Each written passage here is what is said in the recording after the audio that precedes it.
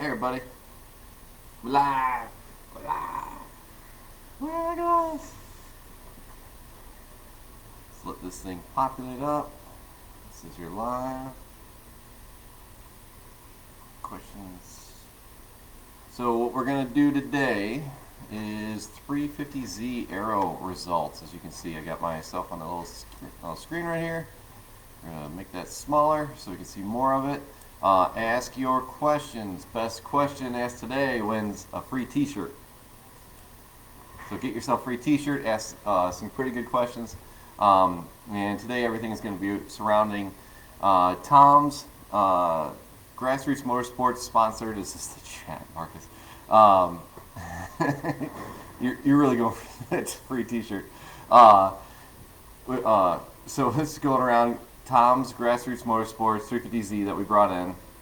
We scanned it and put it into CFD, and I can kind of show you guys things that we did with it, and basically did just a whole bunch of runs on it and tried to figure out basically what's the right way to build a downforce kit for this thing.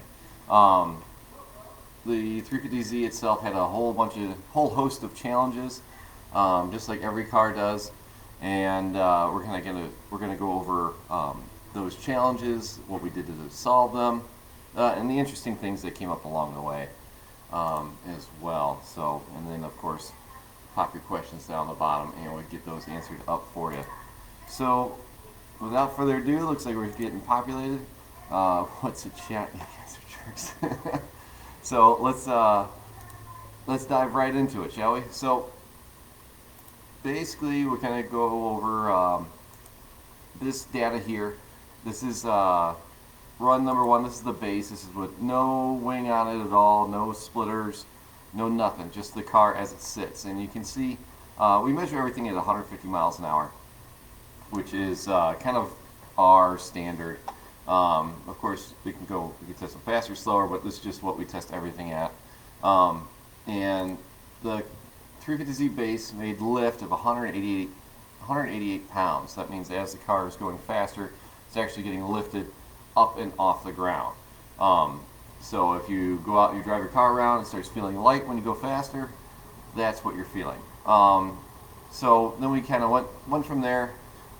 We then just stuck well, I'm going to go down to this little group of fronts down here. So that's the base, 180 pounds. Then after that, we went to just sticking a wing on it with no angle in it at all, no other adds, just a wing. And you see the car went from making 180 pounds lift, 267 pounds of downforce. So that's pretty good, just from adding a wing onto it. Problem with it is, made a whole bunch of negative front balance on there. Still, even with our GLTC guys, as you can see, pictured. See if I can do it. There you go. Pictured here.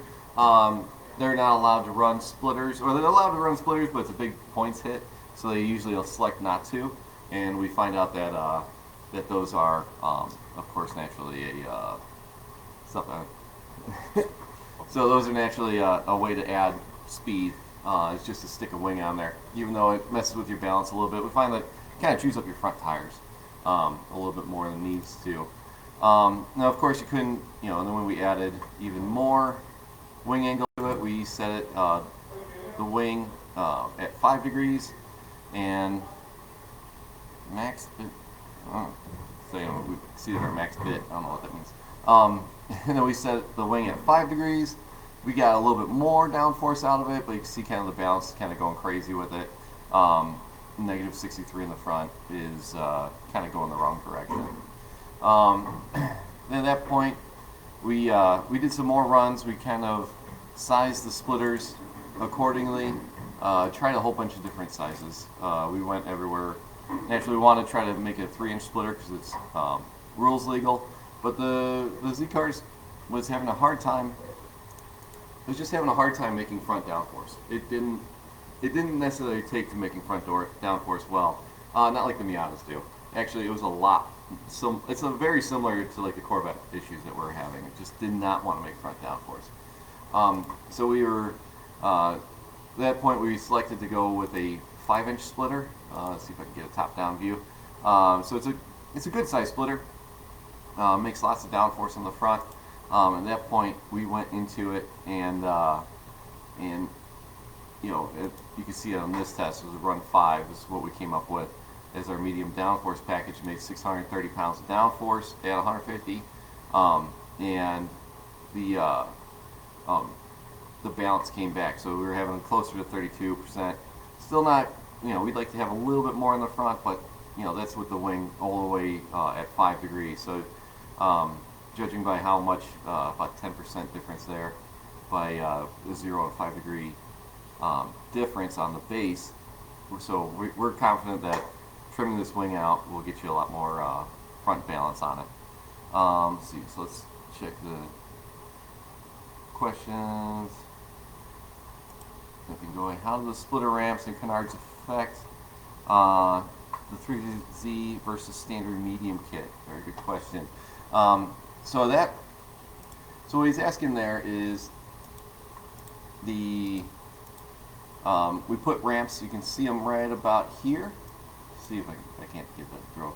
So we put some ramps in there, and those are basically a little void in the splitter. And actually, I have some pictures of that. Let me pull that up. Bear with me real quick.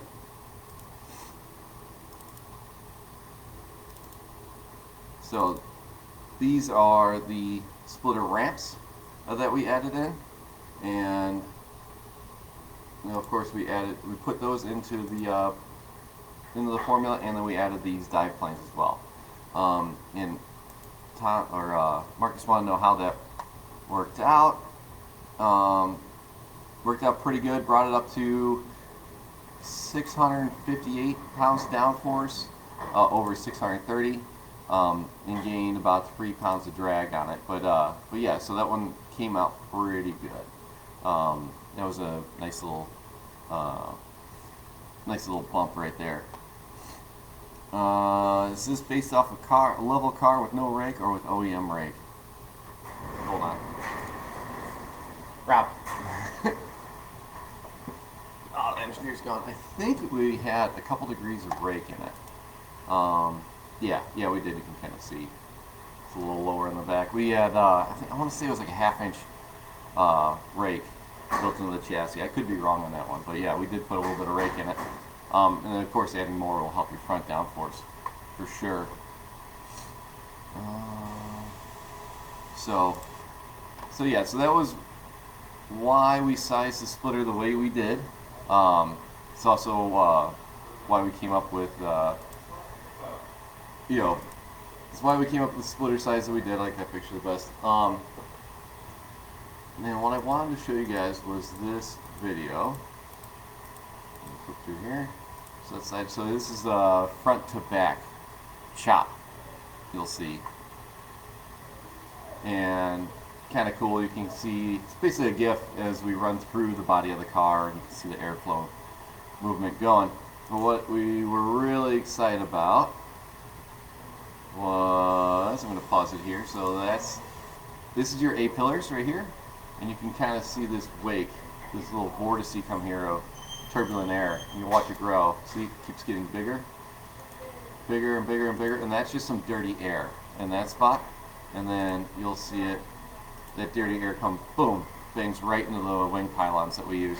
So our wing pylon spacing is in the absolute perfect spot for you know, for performance and things like that. So yeah, don't move the wing pylons. Don't call us, ask us to move them to somewhere else, because that's a 1,000,000 to 1 shot right there.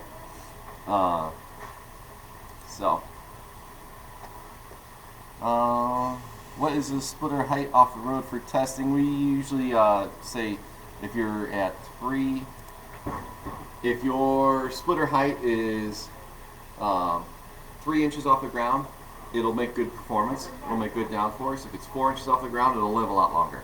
So when you're setting your splitter height, do pay attention to that. You want about 3 to 4 inches.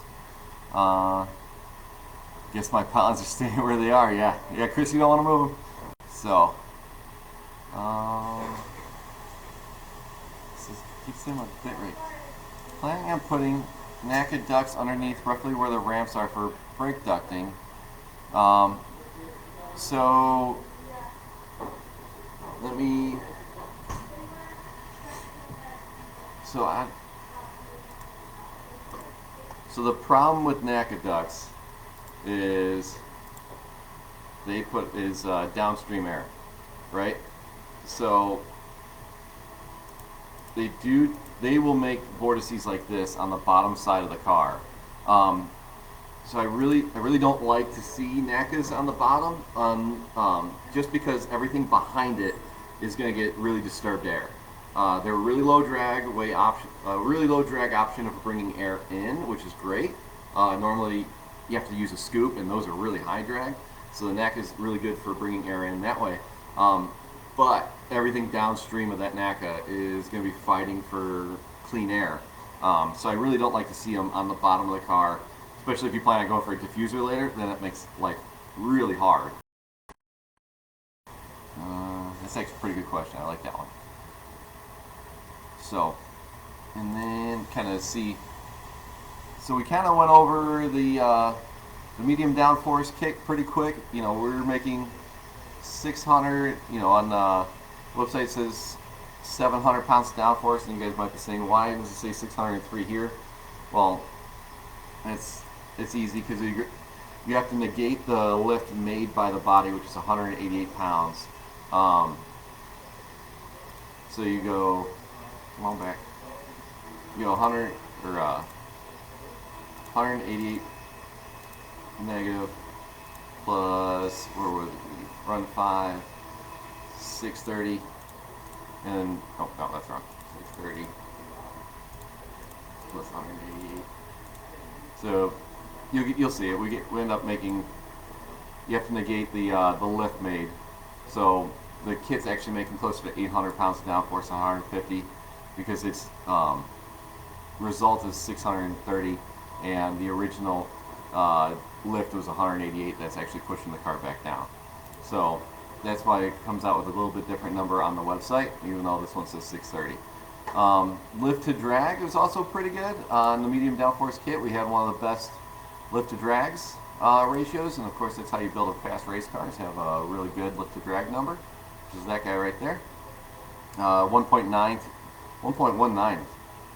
shockingly good, and that's just with a splitter and a wing.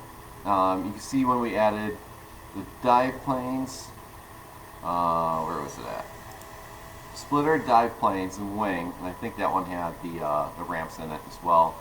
The dive planes end up killing or adding some drag to it, but it wound up, and it brought down the lift to drag ratio, but it also brought up the overall downforce. And it helped the balance as well. So that was a nice little add-on. But you really want to keep that lift to drag number as high as you can. And of course, we can kind of see run 20 here is where our high downforce kit is going to be roughly, with a 817 pounds of downforce. So it's 817. It's fighting over 188. So it's 1,005 pounds of downforce, which is pretty good, and a 1.42 to 1 lift to drag ratio with it, which is getting pretty crazy for a GT car. But yeah, it came out pretty good on those issues. And then do throw your questions in the comments. Didn't want to make it a long video, but I just wanted to show you guys how we came about and the cool little things. Things on the 350Z that are bespoke. Mirrors and door handles are quite draggy. You can see here a whole bunch of red on the front, and then of course a whole bunch of red over here. So it probably wouldn't be the world's worst idea to get yourselves get rid of those door handles and maybe move on to something a little bit more discreet. Let's see, what else do we have on here? Interesting factoids about the 350Z that we learned was this. The bumper shape is very obtuse. So it has this, let's see if I can get a good picture of it. It has this very big curve in area on the front of the bumper. And what we were noticing on this big curve, it was actually kicking the air out and around the sides of the tires, just from that curve in the bumper, where you can kind of see it on this picture. So it hits this spot and this gets blasted out and around. Something that you'd normally see that if you're using like a wheel wicker. And if you don't know what a wheel wicker is, it's a little wall that goes on the leading edge of the fender. So on this car, adding a set of wheel wickers to it wouldn't do you any good at all, because it's already doing it naturally by kicking it out on that side. So for you guys with your Nismo bumpers, let's say the V2, and definitely the like the V2, which is super smooth here, you won't get that effect. It'll just come around the side and try to hijack itself into that wheel well, which is not a good idea. So if you have a V2 style Nismo bumper, you probably want to add some wheel wickers onto the front edge of this. But if you got a stock bumper, you don't need them. Might be a little bit of a drag help, even though it looks like the V1 would naturally be a little bit less draggy. So yeah, stick with the stock bumper on that one. I'm trying to think of what else that we came through that we saw that was interesting. Of course, you can see this video run a few times. Yeah, I think that was pretty much about it. So we got a couple more questions floating in. Wants to know where the splitter mounts are located. Has some brake ducts he wants to maintain. They are located. So they're inboard. We mounted ours. We like to mount our splitters. Oh, let me go over here. Make sure I got a good picture. There, make a peek. So we like to mount our splitter mounts inboard of the frame rails if we can. That allows us to have room on for the splitter ramps, because if you put a splitter ramp and it's facing the tire, like it's just blasting air right into that tire, it's not going to do anything. You need it to. The biggest mistake I see with let's call it homegrown aerodynamics, or someone trying their hand at it, probably from the garage, is one, the air has to enter somewhere, and two, it has to leave. And the leaving part is a lot of the problems I see with people doing it themselves. I mean, it's not anything you can't overcome, but you do have to think about the path of the air as it leaves. So when you want that air to come in, but you also want it to leave, and that area where the suspension is in between the tire and the chassis, that's a decent spot for the air to leave. So I see a lot of guys put them like out here, or if their splitter mounts like come down on this side, then you have to really push them outside, and then they just don't work. You're spending a bunch of money on some parts that don't do you any good. So yeah, we definitely like to put ours inboard more. It makes the splitter a lot more stable and strong. We opted for our cables ties that we offer, and to put the splitter ramps in this little gap that blows into the wheel well. I wish I had some post-pro of the bottom of this thing, but here I can show you exactly how the splitter mounts. That was our prototype one. The new ones are going to have some walls, because there's some coolers and heaters out, cooling lines that come out here, and they kind of rub on that edge, so we're going to put a little bend in there to give it a nice flat spot so it doesn't rub through hoses and stuff. But yeah, you can kind of see. We'll just flip through here a little bit more. So yeah, if you got some brake ducts that are in this general area, you're going to be a-okay to keep using them. I'm going to talk a little trash. So I've been seeing a lot of people, especially on the Mustang groups, and they start putting air diverters on the bottom of the car to blow on the brakes. Now, as an ex-brake guy, an ex-aero guy, don't do that. It's a terrible idea, because you can't get enough airflow from the bottom of the car to just kind of like point the air up at the brakes. You need to contain it in a tube or something like that, and have it blow in the heart of the rotor. That's where you're going to get your best brake cooling. So don't do it. And the other reason I say don't do that is because we need that area underneath the splitter to make downforce. And I'm gonna pop into. Bear with me. You're gonna see my email real quick.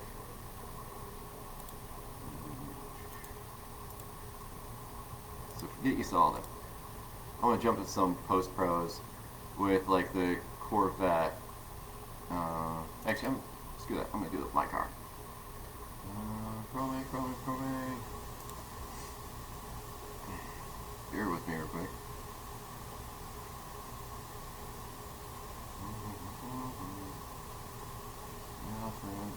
Is that it? Splitter. Post pros. And it's empty. Just trying to find my C5. Where's my stuff? I know, this is super exciting, right?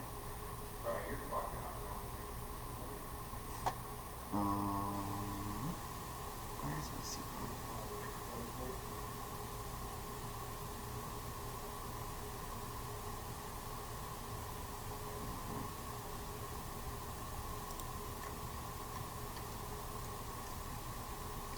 There it is. GRM.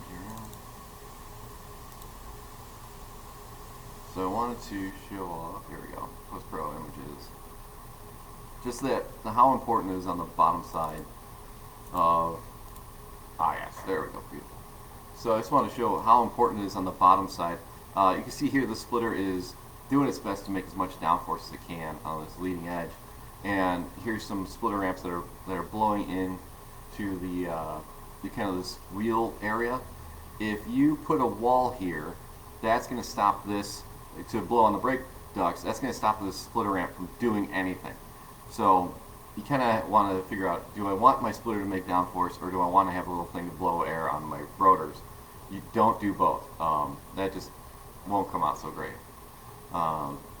So yeah, I just want to talk a little trash there. A little changing out my mirrors to something like the craft square APR effect vortices hitting the pylons in the back, and were the vents used in testing on the hood, fender, or both. I'm actually not going to touch handle. I'm not going to touch on the vent locations. But yeah, absolutely. Again, going to a small mirror helps. I personally like doing the little tiny ones. Like those little super small ones inside the car behind the window. So that way it's all enclosed inside the car. So having a mirror on the outside, smaller one is good, but having nothing outside is even best. And the vortices were created by the air hitting this A-pillar. Like, it's a very pronounced A-pillar on the 350Zs. I'm sure you've seen, if you go to any race, you'll notice that a lot of those are broken. They kind of fall off because there's so much air pressure hitting them all the time. So it's a pretty common thing to fail. But yeah, that's what's causing the vortice that's hitting the wing pylons. That's an excellent question as well. Let's see here. Are front splitter rods necessary for leading edge and not necessary? On our tests, where it is, I'm just going to close that out. I wanted that picture back of Tom's car. So on our cars, we put the splitter rods, which these are a fairly universal part that we sell. They're $35. They do a great job. Height adjustable and a little quick disconnect on the bottom. On these cars, we put them out to the edge to keep the edge up, but as far as going forward, we did not need them at all. The splitter goes back, and you see here, and it's held in the back in 2 locations. It's held in the front in a location. It's held on the side. So it's actually very well supported. A lot of times you'll see guys add some splitter rods to the front, and it's just because the splitter's flat right here. And when that splitter's flat, it just wants to rotate and do this thing all the time. So you got to add extra bracing everywhere just to try to get it under control. So that's an excellent question. But yeah, so on that one, on our normal 350Z kit, we don't need them.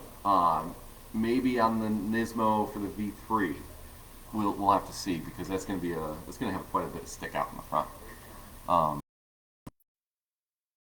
Got that. Anything else? We got about 25 minutes in. How is this splitter contour chosen? Looks like splash shields are removed. What about fender liners? On the test car, so if you don't have air hitting the tires, you don't really, they're not going to spin too much up. Like on diffusers on the bottom side, let me open this.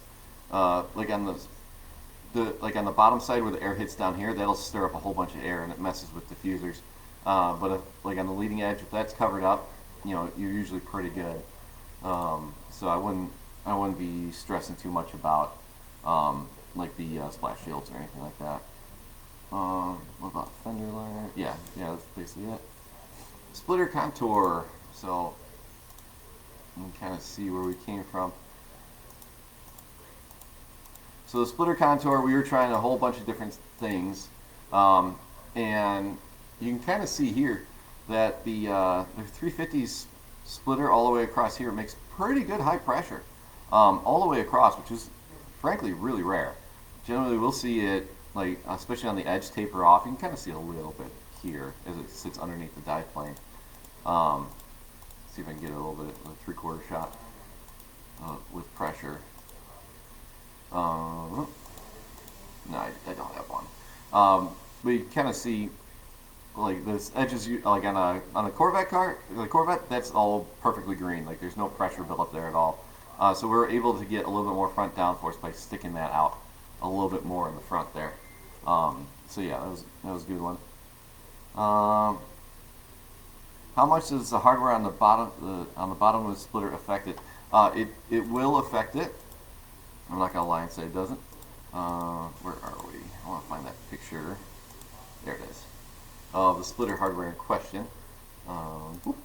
So it will affect it. So these little T-nuts here are flat and they fit flush to the splitter, so that's not gonna be a problem. Generally, these things that stick down, we of course go a little bit longer on them, just so that way it can. Let me flip over here. So we go a little bit longer because those T-nuts need to get pulled into the splitter, and if we go too short, the bolt won't have enough reach to pull them in. But if you are feeling ambitious, and I suggest you do, just go ahead and you can flap wheel those down flat and just leave a little nub, and it won't have any effect at all. But something like this, these are out of the way of the ramps, and generally like this huge area in here is just about making fast air. So all the downforce is made usually like right along here. So yeah, you can knock those down, and those will give you a little bit less drag. You go a little bit faster. Always looking for your 10th, so that wouldn't be the worst thing in the world. I keep saying my bit rate's exceeded. I don't know what that means. Too many bits. What's the line on the top of the splitters that for really high air dam in the future? So this was the prototype, and I wish I could say it was really well thought out, but it was more or less we were just banging it out, and I wanted to have a line in it just to give it a little bit of depth, make it look a little bit better, and I. When I was cutting it, the file, Moreland builds the files and they hand them to me. And when I cut it, I was like, oh, this must, every other splitter we've done, this has been the profile of the bumper. So I thought, oh, that must be the profile of the bumper. And they just cut it like a line like that at 5 inches, and it wasn't. But now that it's done, I kind of like it. I think it looks pretty cool with the bumper on there. Let's see if I can find that picture of the bumper on. Yeah, so I mean, it fits right there at 5 inches. I mean, I'm kind of cool. I wouldn't mind. I think Alex Gallardo's got a really interesting looking bumper on his car. And I think that line would fit it perfect. But yeah, I just thought it looked good more than anything. Anything else? Okay, we're getting right up to 30 minutes. I'm just gonna flip back through and see if I missed any questions.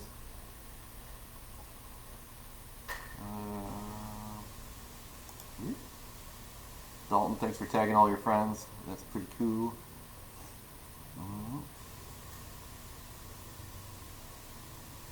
Is this the chat? All right, cool. So that's all of them. Looks like we got today sells yellow Chinese. So what's up, here?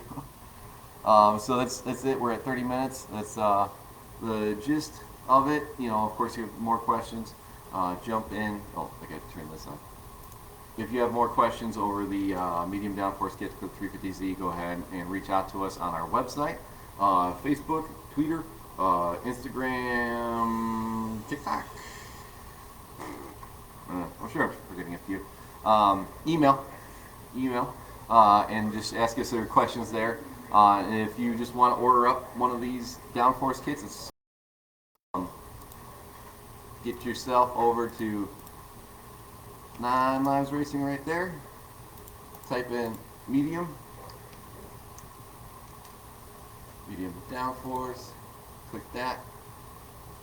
I like to go down here and click this one.